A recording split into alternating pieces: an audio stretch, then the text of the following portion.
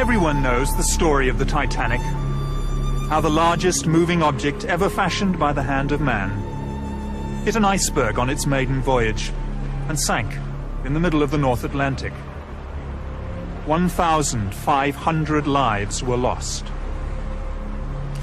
The tragedy has been well documented in books and on film. No matter how often the story is told, it never fails to capture our imagination.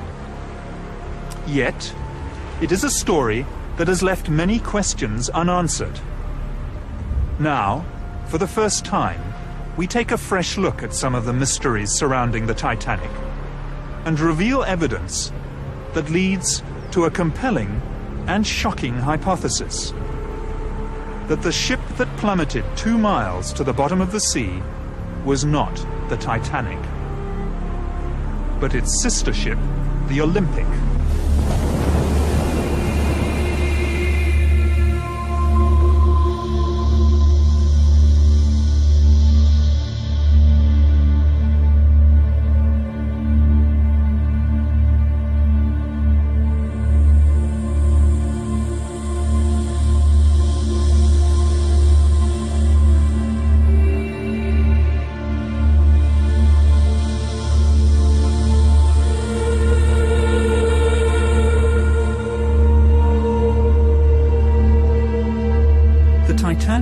The Olympic were built for the White Star Line by Belfast shipbuilders Harland and Wolff, whose chairman was Lord Pirrie.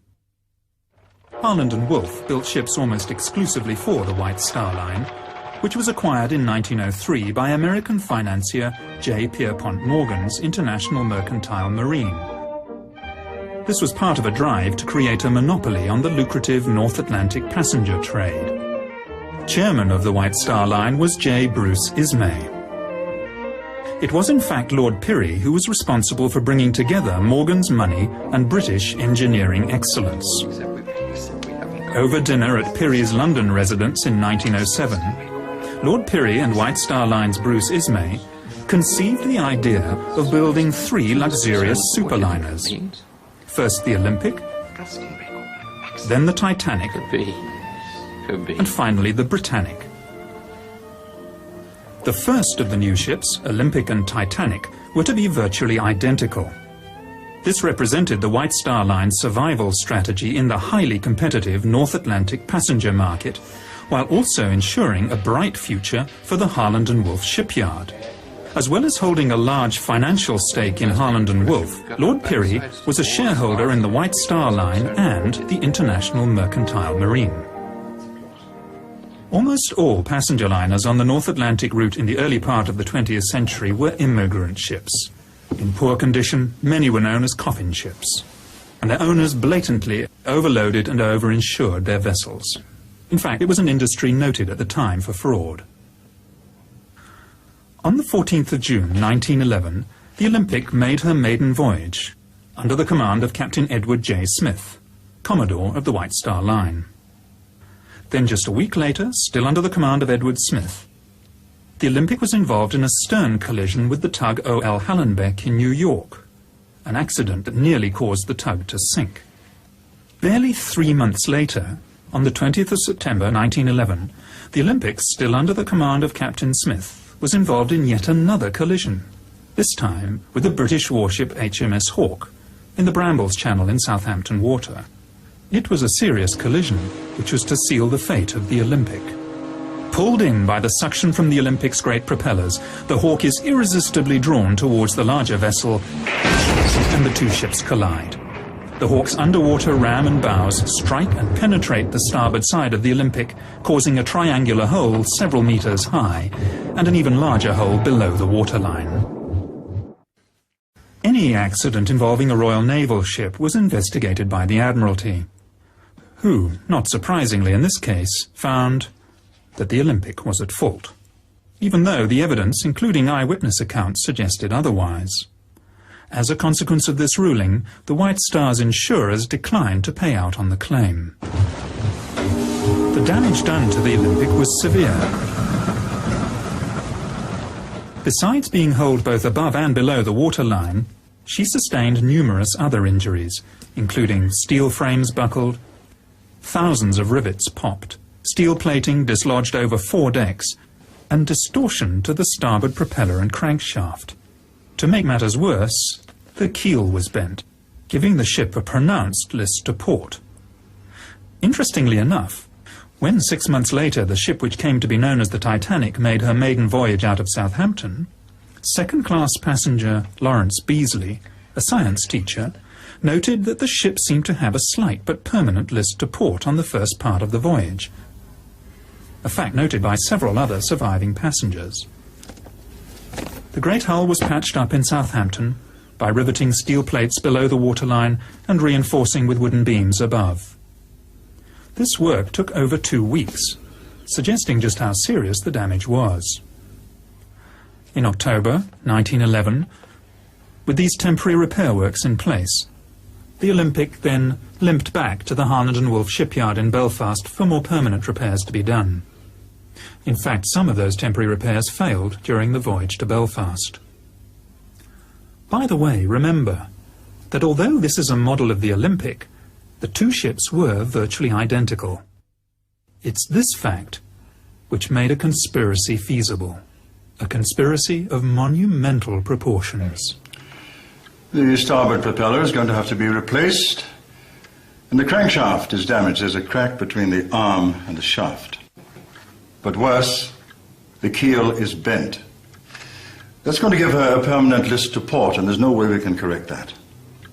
We're going to have to cut the ship in half, insert a new frame, and then put it all back together again. The job is going to take months, and frankly, for what it's going to cost, I think it's simply a waste of time.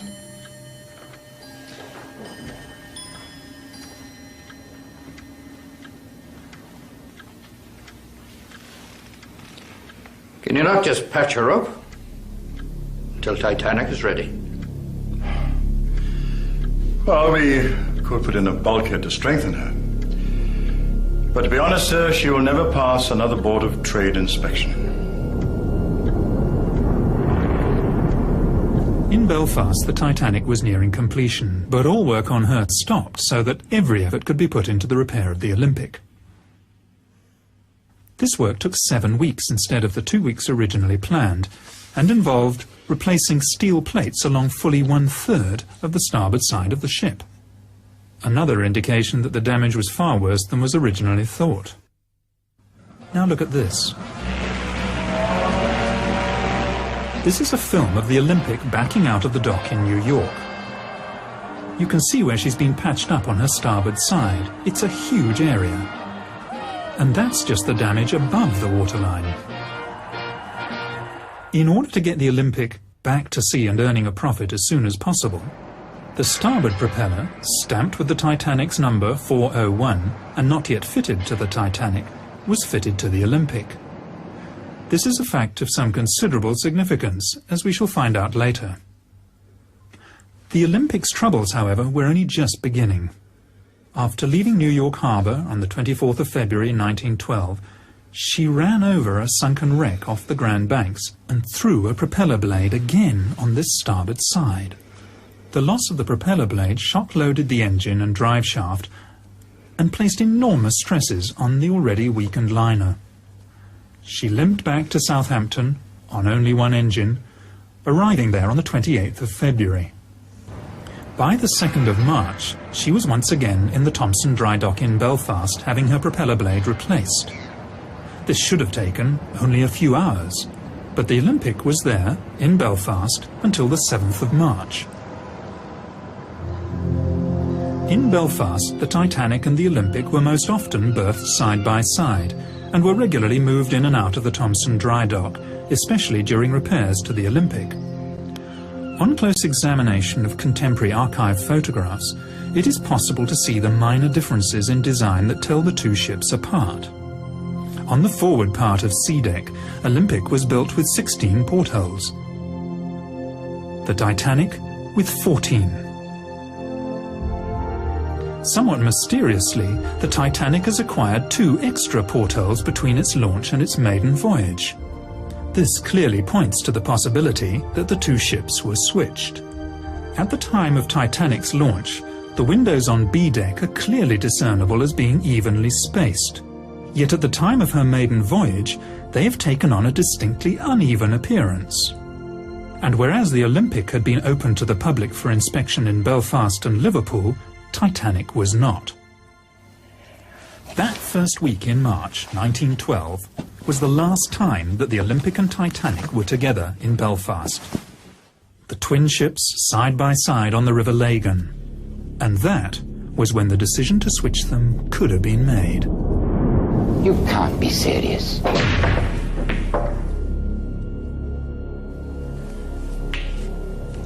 Olympic and Titanic are exactly the same. No one will know we've switched them when they get back to work on Monday morning.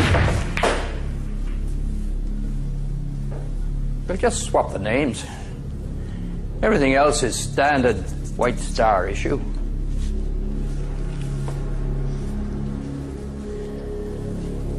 I have some boys at the yard who'll do the job for a couple of £100 each and say nothing.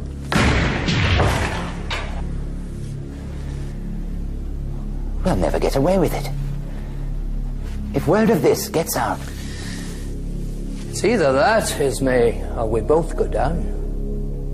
White Star Line and this yard.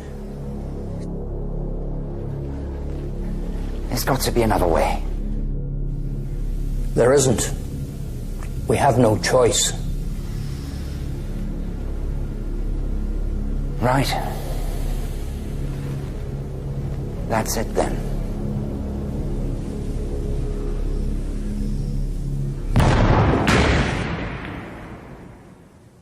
Switching the two ships would have been a remarkably simple undertaking. There were no members of the press poking around or roving TV crews looking for a story. Even photography was in its infancy at the time. And generally, people believed what they were told to be the truth. All crockery, linen and so on was White Star standard issue, interchangeable from ship to ship. Letterheads and menus, etc., were styled to the particular ship, but could easily have been changed. Only the names on the bows and sterns of the ships, the nameplates on the lifeboats, and 48 lifebelts would have to be swapped. This could easily have been achieved using a very small crew, literally over a weekend. And it's highly unlikely that anyone would have noticed a switch when they returned to work on Monday morning. White Star often used photographs, both exterior and interior, of the Olympic as the Titanic, in their advertisements and press releases. Both ships had tiled and linoleum flooring. Yet, just days before Titanic's maiden voyage, Ismay, chairman of the White Star Line, ordered her floors to be carpeted. Was this to cover Olympic's worn linoleum floors? The Harland and Wolff Yard was a vast labyrinth of buildings and workshops, as well as machinery and ships in various stages of completion.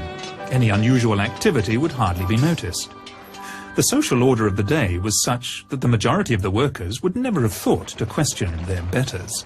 They lived in a time when the majority of the population were told what to think, where to go, what to do and when to do it. It was also a lot easier in the early years of the century to bribe or even bully men into towing the company line, as we shall see when the surviving crew members returned to Britain.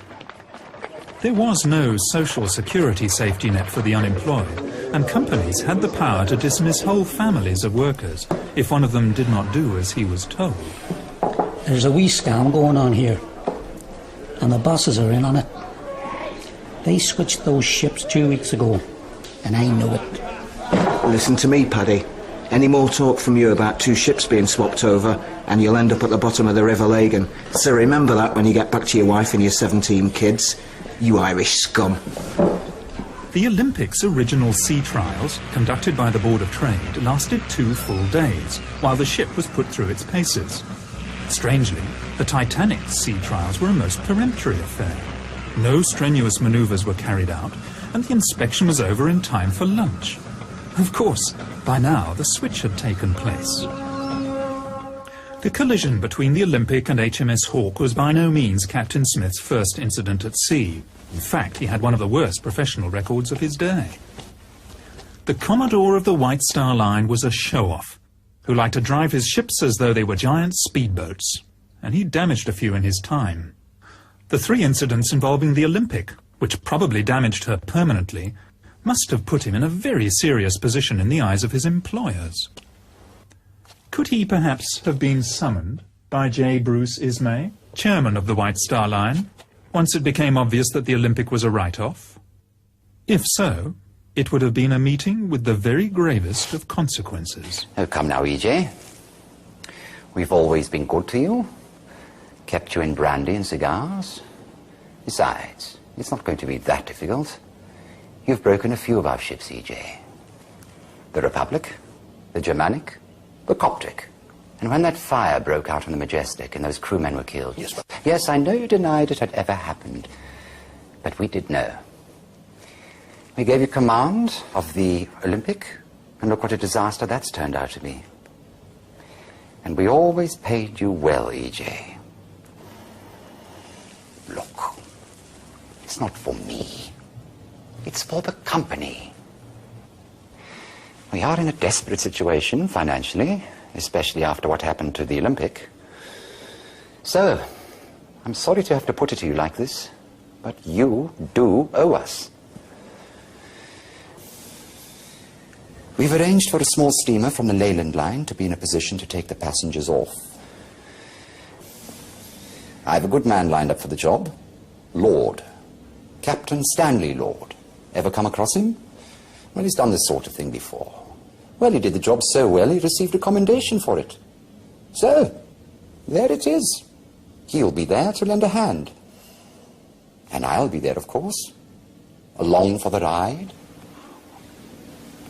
All right, then I want to choose my own officers. Yes. Of course, E.J. Men you can trust, eh? At the time of Titanic's maiden voyage, Britain was in the grip of a coal strike. Fuel was in short supply, and ships and men were laid up in Southampton. And yet, White Star Line had difficulty finding firemen and greasers to work below decks on the Titanic. After steaming from Belfast to Southampton, all but 2 of the firemen aboard the ill-fated liner refused to sign up again in Southampton for the voyage across the Atlantic, preferring to wait for employment on another ship.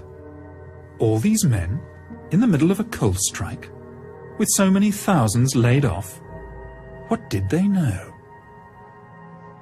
Shortly before Titanic sailed, Chief Officer Wilde, who was to lose his life 3 nights later, wrote a letter to his sister, in which he said, "I still don't like this ship."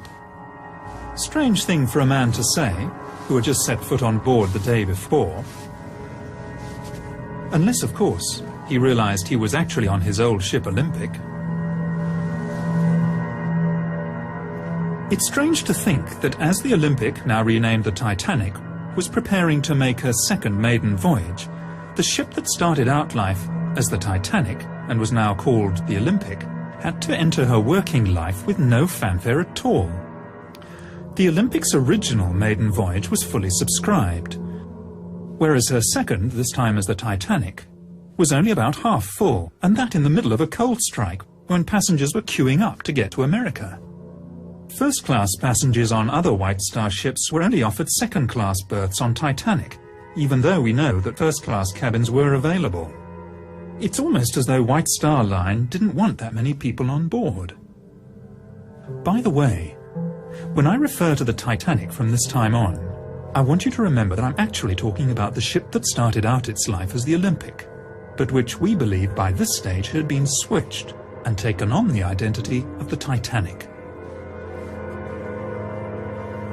The coal strike is important for another, possibly more sinister reason. Most other ships were desperate for coal, and passengers and cargo destined for the New World were stuck in Europe. Yet, the Leyland liner Californian, under the command of Captain Stanley Lord, left the port of London on the 5th of April, 1912, just 5 days before Titanic's departure from Southampton, not only fully coaled, but apart from her own crew, empty of passengers. With more than enough coal to get her to the United States, she headed off into the middle of the Atlantic at full speed, empty. Apart from a cargo of woolen sweaters.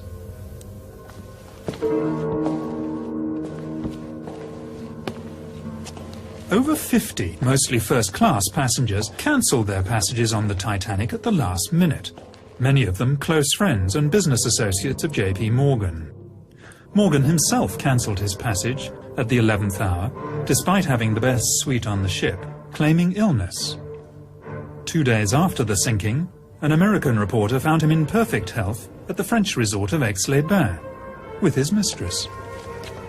Morgan also had several valuable bronze statues which he was planning to import to the United States, taken off the Titanic an hour before she sailed.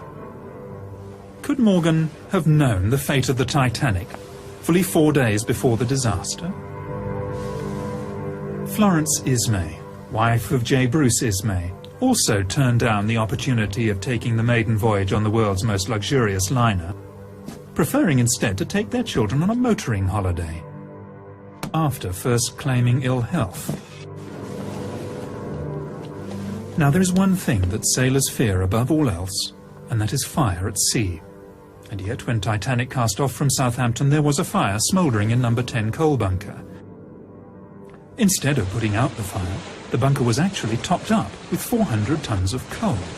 Captain Smith knew it, the ship's officers and chief engineer knew it, as did those who worked half-heartedly to put it out.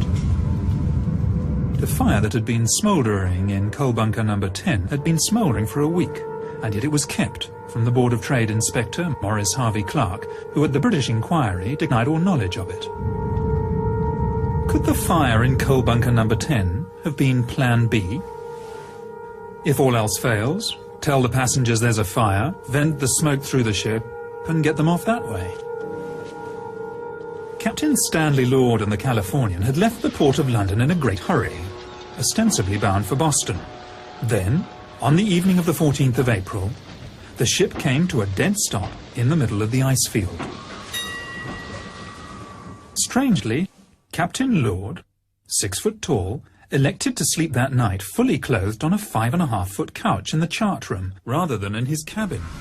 He also ordered her boilers to be kept fired up and her engines on standby. Why? Was he expecting some sort of emergency that might mean a last-minute dash into the night? That evening, the Titanic received 6 radio messages. The first 3 were from other ships, giving the location of icebergs. The other 3 were from the Californian, more concerned with giving her own position, stopped for the night. Those 3 were personally addressed to Captain Smith. It's almost as if Captain Lord was letting Smith know that the Californian was ready and waiting.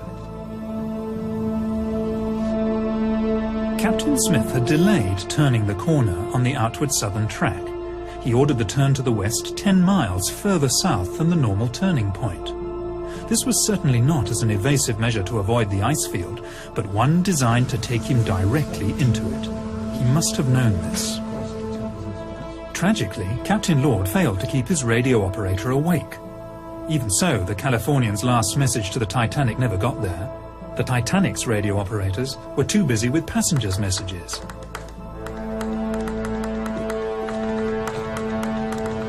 It was standard practice of the day for captains to run their ships at full speed through the ice field. Any object large enough to damage an iron steamship would be seen in plenty of time to avoid it.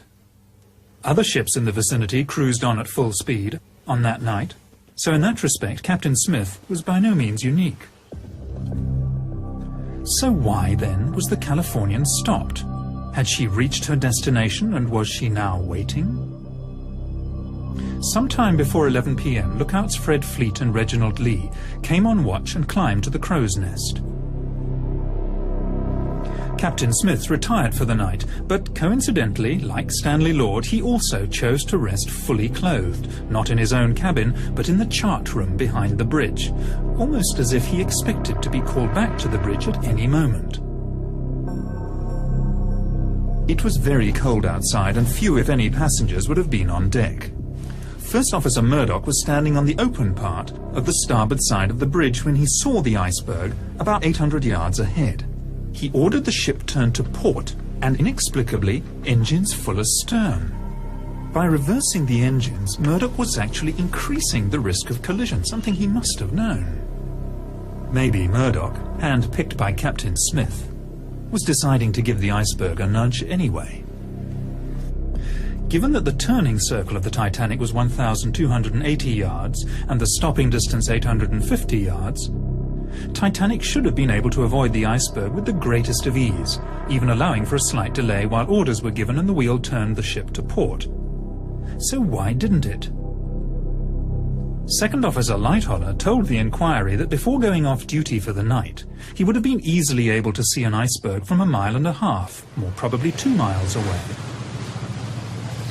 He also said that the iceberg would have been just as visible from the bridge as from the crow's nest. Plenty of time to turn and avoid it then. In an emergency such as this, it was never a good idea to turn your broadside to danger. Even if Titanic had rammed the iceberg head-on, it would have stayed afloat. Although up to 250 crewmen would have been killed while they slept in their bunks in the bow. Apart from those on the bridge, and of course those in the forward boiler rooms, the glancing blow with the iceberg would have passed virtually unnoticed. The vibration felt by some of the passengers was almost certainly that caused by the reversing of the engines, and by the time anyone noticed what had happened, the iceberg had slipped away into the night. Captain Smith was on the bridge in a matter of seconds, but instead of a general call to stations, his officers acted as though there were no emergency at all. Second Officer Lightholler, awakened by the sound of steam letting off, claims to have stayed in his cabin until another officer came to get him. His evidence later, to the effect that he had stayed there because he was off duty and thought he should stay where he would expect to be found, simply does not ring true. The bridge was only a few seconds' walk from his cabin in the officers' quarters, and he should have gone straight there at the first hint of trouble. So why didn't he? A few passengers came out of their cabins to see why the engines had stopped, but for the first 40 minutes after the collision there was really no sense of danger at all. One can understand this frame of mind on the part of the passengers, even on the part of the crew. Except for those who were dousing the fires in boiler rooms 5 and 6. After all, they thought they were on an unsinkable ship. But for the captain and the officers, who were in full possession of the facts, there is really no excuse. They did it because they expected to be rescued. It was 35 minutes before the first distress signal was sent. 35 minutes before the first radio emergency, CQD, was sent. 45 minutes before starting the pumps. 45 minutes before starting to prepare the lifeboats. And a full hour and 25 minutes before the first one was launched. Only 6 crew members were on watch at the time Titanic struck the iceberg. First Officer Murdoch and Sixth Officer Moody were later drowned.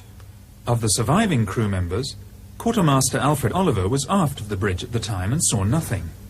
Helmsman Robert Hitchins was hastily transferred to a job as harbour master in Cape Town, which leaves lookouts Frederick, Fleet and Reginald Lee. At the British inquiry, as a witness, Frederick Fleet was clearly defensive, edgy, obviously didn't trust his questioners, and at times was downright surly. But then he was under the watchful gaze of J. Bruce Ismay, the chairman of the White Star Line, and the lawyers. I'm no judge of distances or spaces. Was it a mile away, or how far away was it? I cannot say. Can you not give any estimate? No, sir. Was it half a mile? I cannot say. It is impossible to tell. Was it as far away as the boat's length? I could not say. Can you not say anything about it? No, sir. You really do not understand. That gentleman is not trying to get round you at all. Well, some of them are, though. Is there any more I'd like to have a go at me? When Titanic came to a rest, Captain Smith asked the 4th Officer, Joseph Groves Boxall, to work out a position. It is clear from the records that Titanic's navigator worked out a position that was 12 miles away from where they actually were. This was to prove a fatal mistake. We know he was 12 miles out in his calculations because of the actual location of the wreck. The position that Boxall gave would have put the Titanic within sight of the Californian. Was that where he thought he should have been? For some reason, Captain Smith ordered the Titanic to move half-speed ahead for another 5 minutes before stopping the engines again for the last time. Maybe he was heading towards the ship whose lights could just be made out on the horizon, expecting it to be the Californian. Several survivors mentioned the sighting of a ship about 5 or 6 miles from the Titanic. The Titanic could easily have steamed there, yet Smith was content to assume the ship would sail over to him, because he believed it was the Californian. At this point, let's examine what's happened so far. A stricken ocean liner is dead in the water. A rescue ship, the Californian, is standing by. Messages have been sent to Captain Smith from the Californian, stating exactly where she is waiting. Captain Smith can see a stationary ship on the horizon, and having received inaccurate information from 4th Officer Boxall as to his position, he assumes it's the Californian and everything's going according to plan. At about midnight, the Titanic started sending up her distress rockets, red, white and blue. Rockets could also be seen from the bridge of the Californian, and this was duly reported to Captain Lord. Captain Lord asked what colour the rockets were. In fact, over the next 2 hours, Lord repeatedly asked his officers about the colour of the rockets. Was he expecting to see red or blue signals? Very likely. But whether he was or not, the answer from the bridge was always the same. Only white rockets could be seen. He therefore, rightly, assumed that the rockets were not coming from the Titanic. Survivors reported that the rockets launched from the bridge of the Titanic soared up several hundred feet into the night sky, bursting with an ear-splitting report. The rockets from the ship that was visible from the Californian only went as high as the top of her mast, and even at 4 to 5 miles distant, the officers would have quite reasonably expected to hear a report. But they heard nothing. It seems most likely that the ship seen from the Californian was a wooden sailing bark called the Samson, conducting illegal seal fishing activities on the ice floes at the time. The white rockets she was firing, to mast height only, were intended to recall her small rowing boats. A few months after the disaster, the captain of the Samson said that he had also seen a large liner firing rockets and that he had not gone to investigate because of his own illegal activities. The Californian's apprentice, Gibson, later testified that he saw only 8 rockets fired from the ship, and all white. The Titanic had fired at least 18, possibly as many as 22, and had included red and blue. Titanic survivor Miss Edith Russell said the officers told them all, "Don't worry, the Californian will pick everybody up if you don't come back for breakfast." How could they possibly have known it was the Californian? It's hard to believe in such an emergency, but they were letting lifeboats go half full. They knew the ship was sinking, nobody could be that stupid. But they expected the ship on the horizon to come steaming over. But it was the wrong ship. The Californian was 19 miles away, where Captain Stanley Lord waited for coloured rockets. At around 1 a.m. it must finally have dawned on Captain Smith that the rescue upon which the survival of so many depended was not going to materialise. Now boats are being let go full, and passengers are beginning to panic. As the senior surviving officer, much credence and publicity was given to the evidence of Second Officer Lightholler. I did not leave the Titanic, sir. The Titanic left me. He was evasive in response to pertinent questions at the American and British inquiries, out to protect first and foremost his own reputation, and then that of the White Star Line. At the British inquiry, he claimed, "The Titanic began her turn to port before the lookout drank down from the crow's nest." How would he have known this? He said he was in his cabin at the time. Lightholler also said at the American inquiry, "There was no mist 10 minutes before the ship struck a berg," flatly contradicting the evidence of the 2 lookouts. And how would he have known this if he was in his cabin? He also lied about the number of ice warnings received on the bridge, as if to suggest that the iceberg came as a surprise. "I do not remember any ice warnings being posted on the bridge." Lightholler, along with second radio operator Harold Bride and ship's baker Charles Joffin, all claimed that after getting off the Titanic, they stayed in the water for up to an hour, I was in the water for between half an hour and an hour before I climbed aboard the upturned collapsible. 20 of us spent most of the rest of that night balancing on the upturned boat, while I gave the orders. Lean left and lean right. This is quite clearly not possible. We know that the sea temperature that night was between 2 and 3 degrees below freezing. Average life expectancy at that temperature between 3 and 4 minutes. This testimony would simply not stand up today. It is quite clearly fabrication. Just before 5:30 on that fateful morning, Captain Stanley Lord woke his radio operator, only to discover that the Titanic had already sunk. He set off at full steam for the wreck site, but of course he was too late. The Carpathia had already arrived and was picking up survivors. Notable amongst these was J. Bruce Ismay, who had slipped into a lifeboat at the last minute. For this he was to pay the price in public shame for the rest of his life.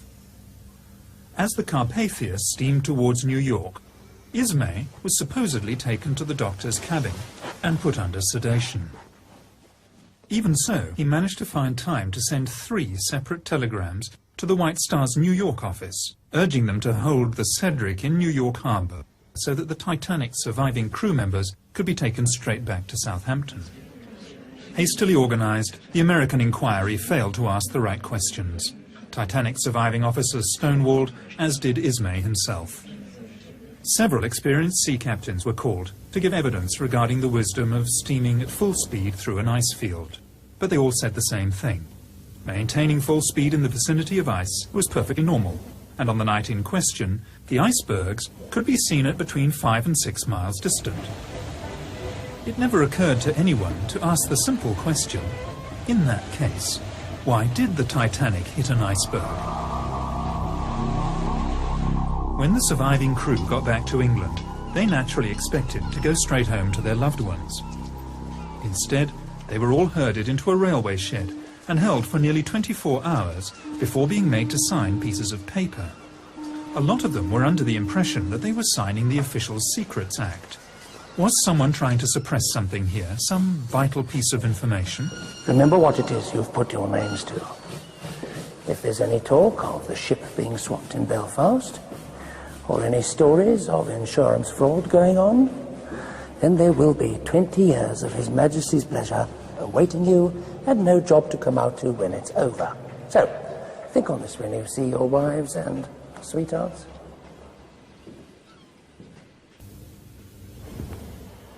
Ismay, Lightoller and the other surviving officers all came back to England on the steamship Adriatic. There can be little doubt as to the main subject of conversation on their voyage. They were all to be star witnesses in the forthcoming British inquiry.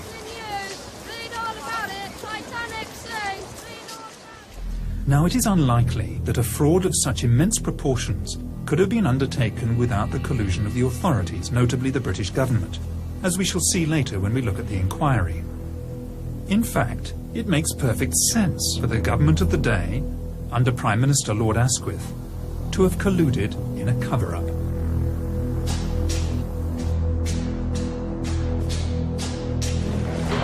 You'll never believe what they've just done.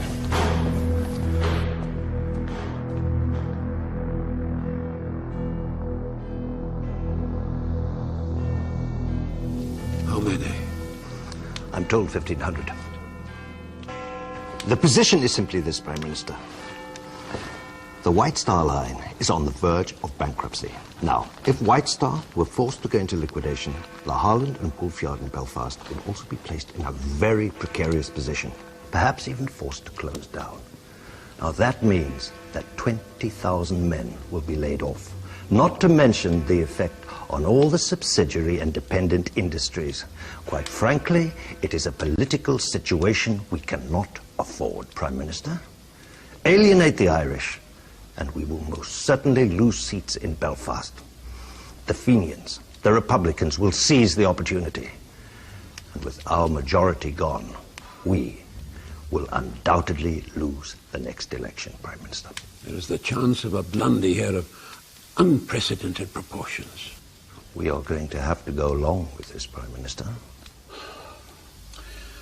I will not see a stain put upon the British government, not for the White Star Line, Not for Holland and Wolff, not for the Irish, and certainly not for the interests of J.P. Morgan.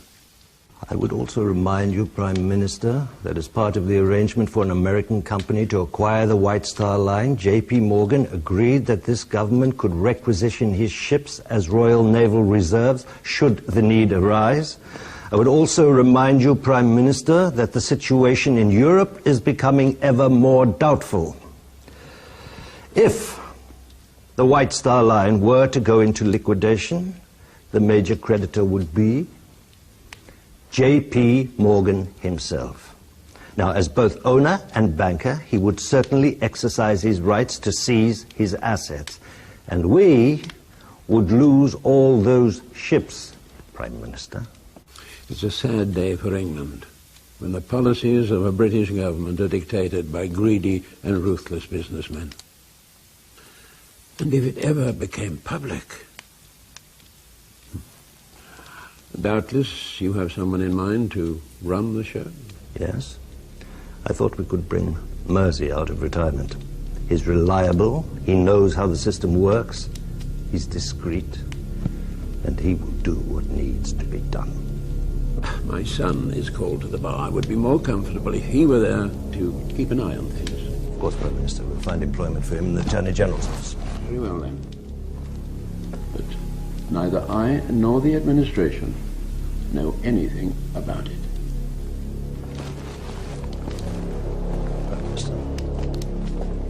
So, the Board of Trade inquiry was to be conducted by Lord Mersey, President of the Board of Trade and no stranger to the art of cover-up. Since the enormous loss of life was in part due to outdated Board of Trade regulations regarding the number of lifeboats to be carried by ships and the safety of ships at sea generally, it was hardly likely that the inquiry was going to be too concerned with uncovering the truth, the Board of Trade being both plaintiff and defendant in the case. The hearings were held at the Scottish Drill Hall in London, where the acoustics were so bad that spectators in the public galleries found it difficult to hear everything that was said. Lord Mersey had complained about the unfortunate choice of venue, but then again it had been booked by his son. Harold Sanderson, representing Harland and Wolff, repeatedly made the mistake of referring to the Titanic as the Olympic. As for Lord Mersey himself, he simply didn't ask or allow to be asked the right questions. The press, who were there throughout the hearings and could have done something about it, were more interested in the scandal surrounding the lucky escape of J. Bruce Ismay. Other expert naval officers told Lord Mersey that even on a moonless night there'd be no difficulty spotting an iceberg from as far away as 6 or even 10 miles. Remember, the full turning circle of the Titanic at top speed was only 3/4 of a mile. The whole British inquiry was a whitewash. Captain Smith would not be blamed because he was no longer alive and could not defend himself. The lookouts were not to blame. The design and construction of the Titanic was not to blame. Neither were her officers or her owners. In fact, no one was to blame, except Captain Lord. Captain Lord stood alone. If Lord Mersey heard anything at the inquiry that he didn't like, he simply ignored it. She looked like a small tramp steamer about 5 miles away. They were firing rockets just after midnight. Altogether, she fired 8 rockets, and all white, and rose no further than the masthead. I think we are all of the opinion that the distress signals, which were seen from the deck of the Californian, were in fact the distress signals from the Titanic. I went down below to Captain Lord, who was sleeping in the chart room. He asked me again if I was sure there was no color in the rockets. So I said, no, they were all white. I think the onus of proof in this matter is upon the Californian. That it will be for the Californian to satisfy us that they were not the signals of the Titanic. Whenever a Titanic survivor referred to the mystery ship that they'd seen on the horizon, as often as not, Lord Mersey would interject with, "You mean the Californian?" There was barely an attempt at cross-examination, and, as happened so often, Captain Lord declined to defend himself. Perhaps out of fear that he might reveal his part in the conspiracy. Furthermore, when the inquiry heard from passengers who'd been aboard the Mount Temple that they'd actually seen the Titanic on the horizon and were even close enough to hear the last 2 reports of her rockets, Lord Mersey repeatedly interrupted them. You do not give me the answers that please me. Of course, if Lord Mersey was a party to the cover-up, he would have known about Captain Lord's secret mission and of how the rescue plan failed, largely because of circumstances outside Captain Lord's control. And yet, Lord Mersey repeatedly interrupted the testimony of Californian's officers and instead accepted evidence against Captain Lord that would have been laughed out of court under normal circumstances. Was Captain Lord being made a scapegoat because he had failed to do what he'd been engaged to do on the night of the disaster? Of course, by highlighting Lord and the Californian, Lord Mersey was drawing attention away from rather more sensitive issues. Titanic's bulkheads should have gone 1 deck higher. It was the Board of Trade's own regulations that allowed Titanic to go to sea with too few lifeboats, and the Board of Trade's inspectors who had been so ready to sign the ship off as fit to go to sea in the first place. Titanic cost $10 million to build, and as a brand new ship would have been insurable for that amount and more. The Olympic, on the other hand, damaged beyond economic repair, would only have been insurable for a much smaller amount. A motive for switching the ships is clear. Normally, White Star Line, when they insured their ships, took on part of the risk themselves, and it was at first thought that Lloyd's of London would only be liable for $7.5 million. Not so. For just 1 week before the maiden voyage of the Titanic, which we now know was in fact the Olympic, White Star Line upped their insurance on the vessel dramatically. And, incredibly, just 5 days after the sinking, Lloyd's paid out $12.5 million.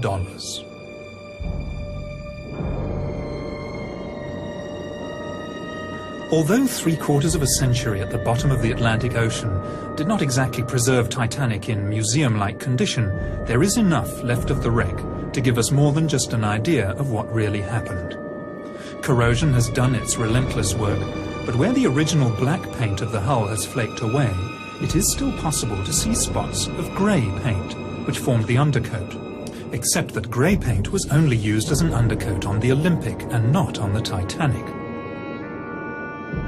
Examination of the starboard propeller reveals the number 01 stamped into the metal. In fairness, there is too much corrosion to make out the number 4 clearly, but remember the starboard propeller, numbered 401 for the Titanic, was put on the Olympic as part of the repairs after the collision with the Hawk. Remote cameras under the control of the discoverer of the Titanic wreck, Dr. Robert Ballard, have examined the stern section of the ship. They show that in addition to the lateral bulkheads that were a feature of both the Titanic and the Olympic, there is a longitudinal bulkhead in the stern section where there was none on the original plans for either vessel. The position of this bulkhead suggests a temporary repair has been carried out to strengthen the keel, a keel perhaps damaged by the collision with HMS Hawk. And finally, a close look at the bow could reveal the most damning evidence of all. In 1986, the French National Oceanographic Institute examined the wreck with Dr. Robert Ballard. One of the things they checked was the name of the ship. In keeping with White Star tradition, both ships had their names engraved into the upper bow plates in letters 4 foot high. Examination of the wreck and the name Titanic shows that it is made of iron letters which have been riveted onto the original bow plates. With the passage of time, 2 of the letters have dropped off and been lost forever in the sediment of the seabed. At the place where they once were, engraved into the hull, are the letters M and P.